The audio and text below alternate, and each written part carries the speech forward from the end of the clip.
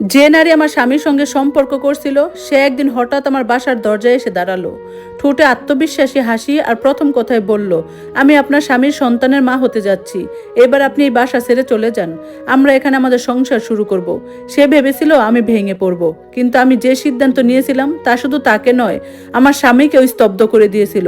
আর সেদিন থেকেই আমার জীবনের মোড় ঘুরে যায়। আমার নাম মৌসুমী, আমার স্বামী রাশেদ, আর আমি প্রায় 18 বছর ধরে সংসার করছি। অন্য সব দম্পতির মতো আমাদের জীবনে সুখ দুঃখ ঝগড়া অভিমান ছিল, কিন্তু একটা বিষয় আমার কখনো সন্দেহ ছিল না, আমরা একে অপরের পাশে আছি। ঢাকার মিরপুরে আমাদের নিজের বাড়ি।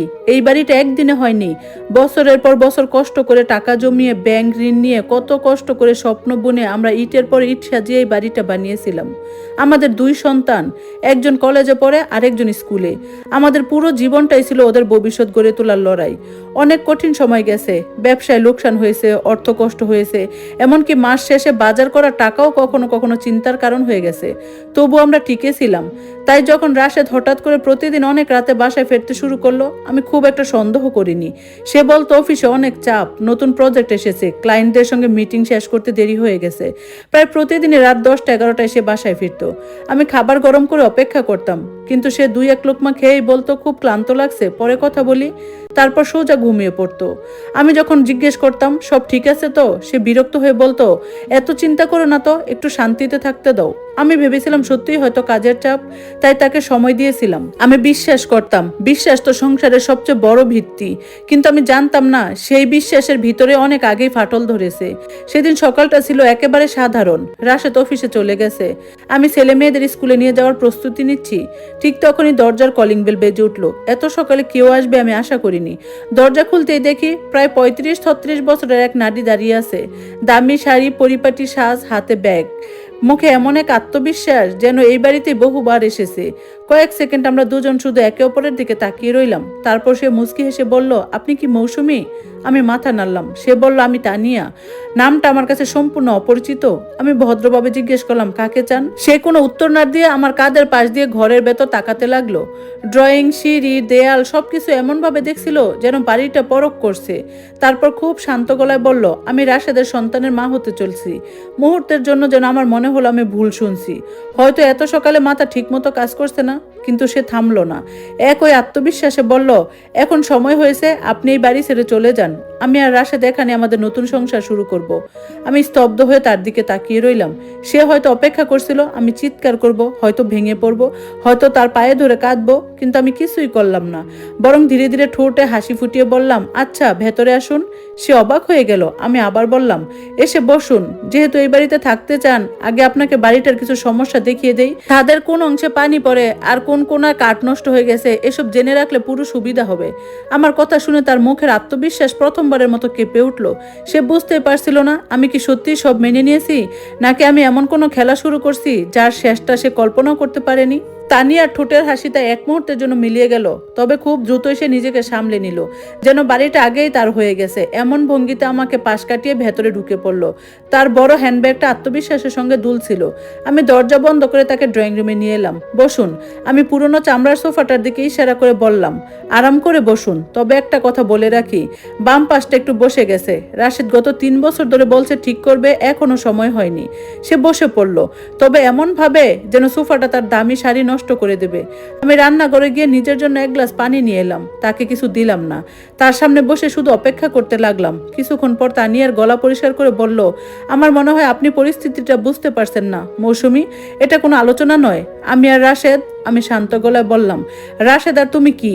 তারপর নিজেই উত্তর দিলাম, সে কি তোমাকে বলেছে আমাদের সংসার অনেক আগেই শেষ হয়ে গেছে, আমরা শুধু সন্তানদের জন্য একসঙ্গে আছি?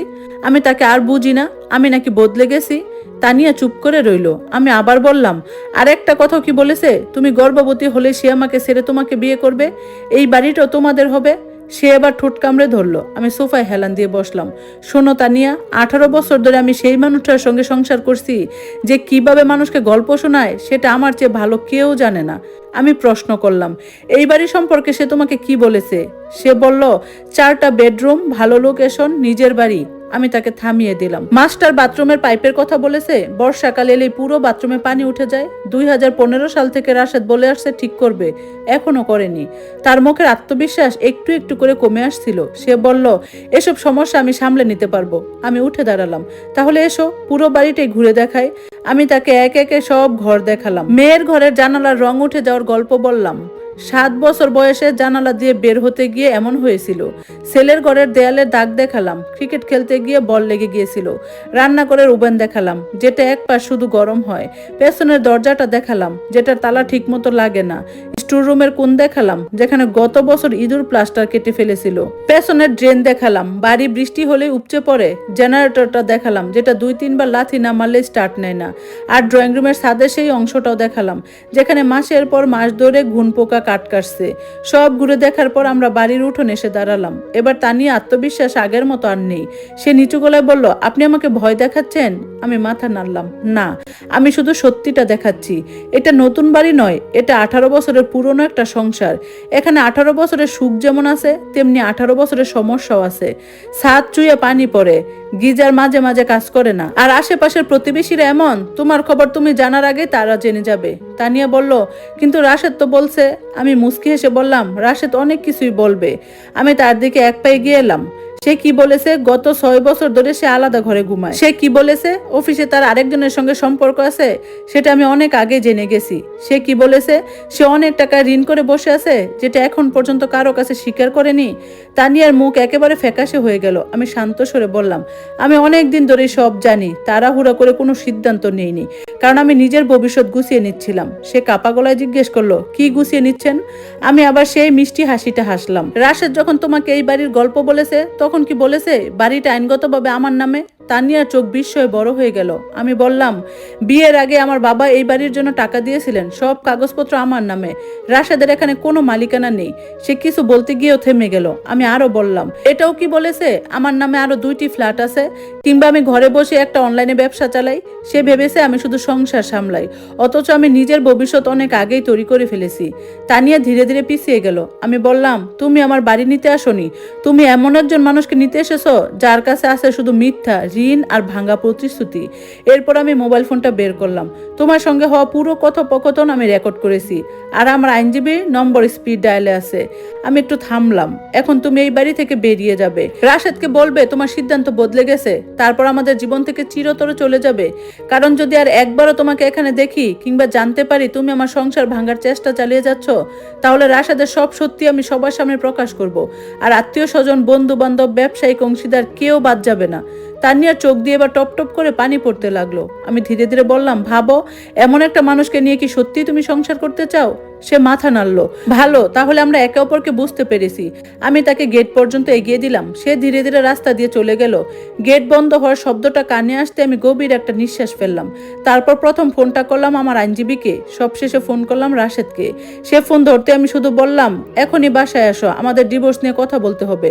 উপাসে তার কাপা কণ্ঠ শুনে আমার ভেতরে কোনো দয়া জন্মায়নি, কারণ আমি জানতাম এটাই শেষ নয়। তানিয়া প্রথম ছিল না, আরো সম্ভবত শেষও নয়, কিন্তু এবার আমি সম্পূর্ণ প্রস্তুত ছিলাম সবকিছুর জন্য। আমি ফোন করার ঠিক 47 মিনিট পর রাশেদ বাসায় ফিরল। সময়টা আমি খুব ভালো করেই জানি, কারণ ফোন রাখার পর থেকে আমি ড্রয়িং রুমের প্রিয় চেয়ারে বসে ঘড়ির কাঁটার দিকে তাকিয়েছিলাম। সামনে 1 কাপ চা রাখা ছিল, অনেক আগেই ঠান্ডা হয়ে গেছে। ইচ্ছে করে আমি নড়িনি। আমি চাইছিলাম সে আমাকে ভেঙে পড়া অবস্থায় নয়, শান্ত, স্থির আর সম্পূর্ণ প্রস্তুত অবস্থায় দেখুক। হঠাৎ করে দরজা খুলে রাশেদ ভেতরে ঢুকলো। তার শার্ট ঘামে ভিজে গেছে, টাই আলগা, মুখ জুড়ে অস্থিরতা। সে ঘরে ঢুকে চিৎকার করে বলল, মৌসুমী, এসব কি হচ্ছে? অফিসে ফোন করে ডিভোর্সের কথা বলছো? তোমার মাথা খারাপ হয়ে গেছে নাকি? আমি শান্ত গলায় বললাম, বসো রাশেদ। সে থেমে গেল। আমার এই গলাটা সে বহু বছর শোনেনি। আমি আবার বললাম, বসো। সে ধীরে ধীরে সেই সোফায় গিয়ে বসলো, যেখানে কয়েক ঘন্টা আগে তানিয়া বসেছিল। আমি টেবিলের উপর মোবাইলটা রাখলাম, তারপর রেকর্ডিং চালু করলাম। ঘর জুড়ে তানিয়ার কণ্ঠ ভেসে উঠল, আমি রাশেদের সন্তানের মা হতে যাচ্ছি। এবার এই বাড়িতে আমরা সংসার করব। রাশেদের মুখের রং মুহূর্তেই বদলে গেল। অবাক হওয়া, ভয়, রাগ সব একসঙ্গে ফুটে উঠল। কিছুক্ষণ পর সে নিচু গলায় বলল, এটা কোথায় পেলে? আমি তার চোখের দিকে তাকিয়ে বললাম, তোমার প্রেমিকা নিজেই আজ আমার দরজায় এসে আমাকে শুনিয়ে গেছে। সে বলেছে তুমি তাকে এই বাড়ি দেওয়ার কথা বলেছো। রাশেদ মুখে হাত বুলিয়ে বলল, মৌসুমী, আমাকে একটু ব্যাখ্যা করতে দাও। আমি তাকে থামিয়ে দিলাম। কি ব্যাখ্যা করবে? তুমি পরক্রিয়া করেছো, অন্য একজন নারীকে গর্ভবতী করেছো, আমার বাড়ি তাকে দেওয়ার প্রতিশ্রুতি দিয়েছো।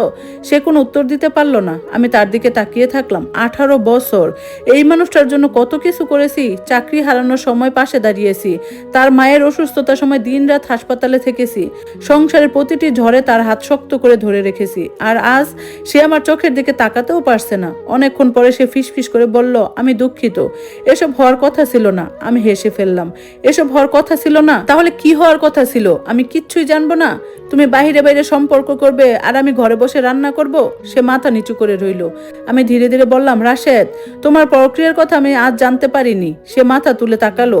আমি 2 বছর ধরে সব জানি। তার মুখ শুকিয়ে গেল। কি বলছো? আমি শান্তভাবে বললাম, 2 বছর আগে অফিসে সেই সহকর্মী দিয়ে শুরু, তারপর কক্সবাজারে কনফারেন্স পরিচয় হওয়া সেই নারী, তারপর তানিয়া। সে হতভম্ব হয়ে আমার দিকে তাকিয়ে রইল। তুমি সব জানতে? হ্যাঁ। তাহলে কিচ্ছু বলনি কেন? আমি দীর্ঘশ্বাস ফেললাম, কারণ আমি অপেক্ষা করছিলাম। ভাবছিলাম হয়তো একদিন তুমি নিজে থেকে ফিরে আসবে। ভাবছিলাম 18 বছরের সংসারের মূল্য অন্তত তোমার কাছে থাকবে। কিন্তু তুমি থামোনি, বরং আরো সাহসী হয়েছো। শেষ পর্যন্ত এমন অবস্থায় পৌঁছেছো যে তোমার প্রেমিকা আমার দরজায় এসে আমার বাড়ি দাবি করে। রাশেদ 2 হাত দিয়ে মাথা চেপে ধরলো। তারপর কাপা গলায় বলল, একটা সুযোগ দাও, আমি সব শেষ করে দিব। তানিয়ার সঙ্গে আর কোনো সম্পর্ক থাকবে না। আমি মাথা নাড়লাম। এখন আর কিচ্ছু করার নেই। আমি আজই আমার আইনজীবীর সঙ্গে কথা বলেছি। আগামীকাল ডিভোর্সের কাগজ প্রস্তুত হবে, তুমি সই করবে, আর 1 সপ্তাহের মধ্যে এই বাড়ি ছেড়ে চলে যাবে। সে হঠাৎ তিক্ত হাসি দিয়ে বলল, এই বাড়ি ছেড়ে চলে কোথায় যাব? এটা তো আমার বাড়ি।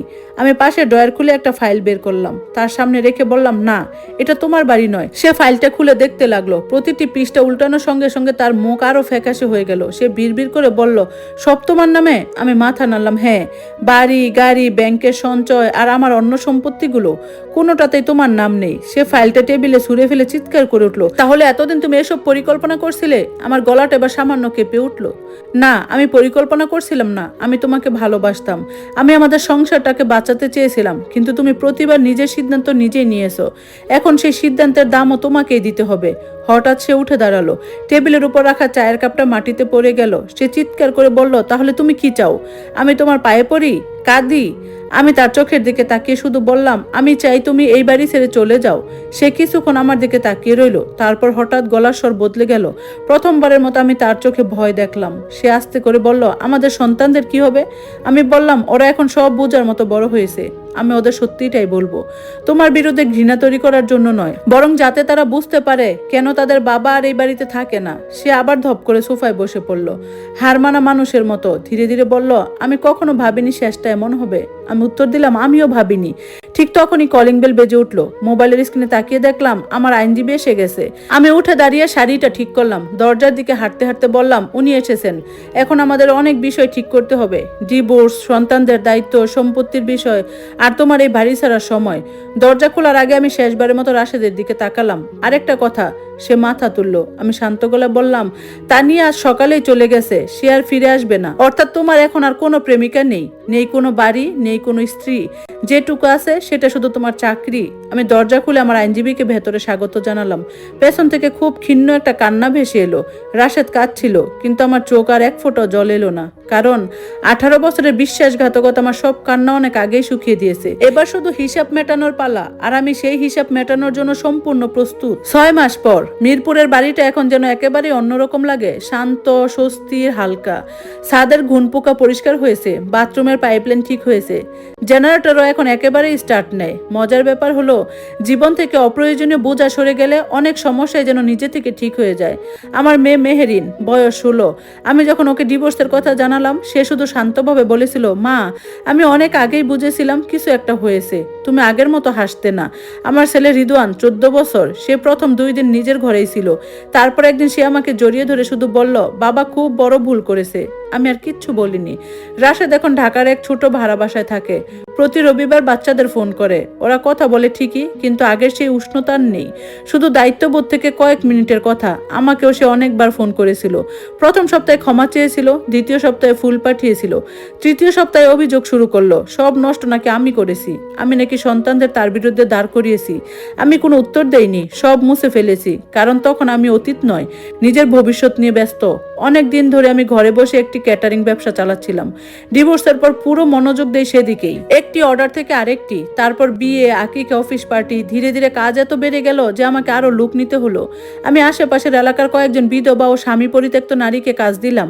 হ্যাঁ, আমরা সবাই মিলে রান্না করতাম, হাসতাম, গল্প করতাম। এক সময় বুঝলাম মানুষকে শুধু টাকা দিয়ে নয়, সম্মান দিয়েও নতুন জীবন শুরু করতে সাহায্য করা যায়।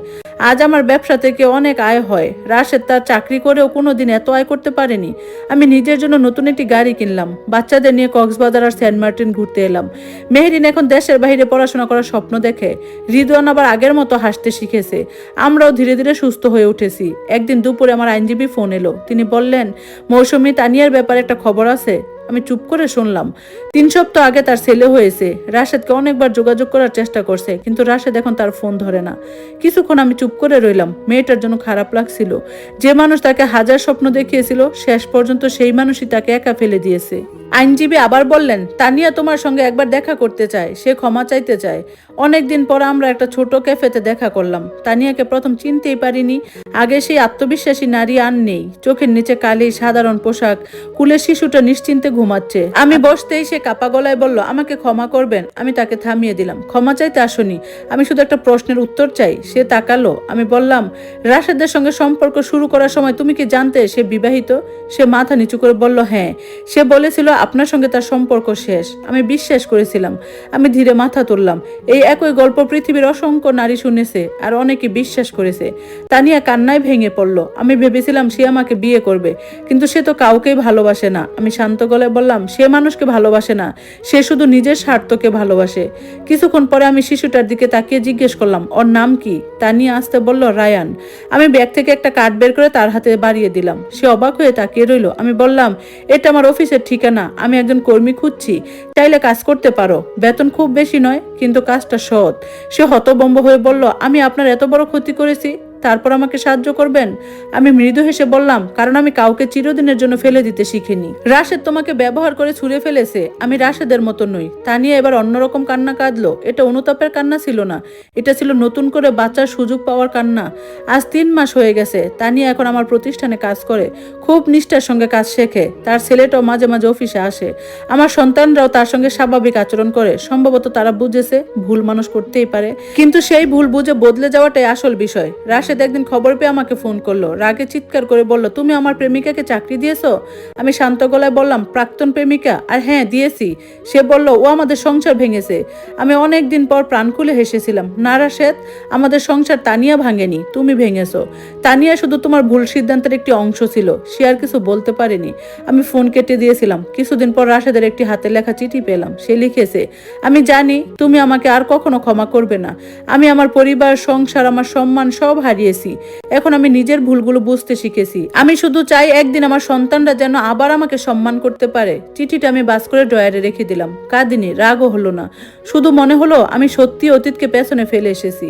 আজ সকালে আমি আমার প্রিয় চেয়ারে বসে 1 কাপ গরম চা খাচ্ছিলাম। জানালা দিয়ে সকালের রোদ ঘরে ঢুকছিল। মেহরিন স্কুলে যাওয়ার আগে এসে বলল, মা, আমি বাবার সঙ্গে একদিন দেখা করতে চাই। আমি তার দিকে তাকিয়ে হেসে বললাম, এটা তোমার সিদ্ধান্ত, আমি তোমার পাশে আছি। সে আমাকে জড়িয়ে ধরে স্কুলে চলে গেল। আমি একা বসে রইলাম, ভাবছিলাম একদিন এই বাড়ির দরজায় একজন নারী এসে দাবি করেছিল এই বাড়ি নাকি তার হবে। সেদিন মনে হয়েছিল আমার পৃথিবী শেষ হয়ে গেছে, কিন্তু আজ বুঝি সেদিন আমার নতুন জীবনের শুরু হয়েছিল। বিশ্বাসঘাতকতা আমাকে ভেঙেছিল ঠিকই, কিন্তু সেই ভাঙা টুকরো দিয়েই আমি নিজের জন্য আরো সুন্দর একটা জীবন গড়ে তুলেছি। আজ আমি সুখী, কোনো পুরুষের জন্য নয়, নিজের জন্য, নিজের আত্মসম্মানের জন্য, নিজের নতুন জীবনের জন্য। ধন্যবাদ সবাইকে তখন গল্পটা শোনার জন্য। এটা ছিল গল্পের শেষ অংশ। কেমন লাগলো অবশ্যই কমেন্টস করে জানাবেন। আজকের মতো আল্লাহ হাফেজ।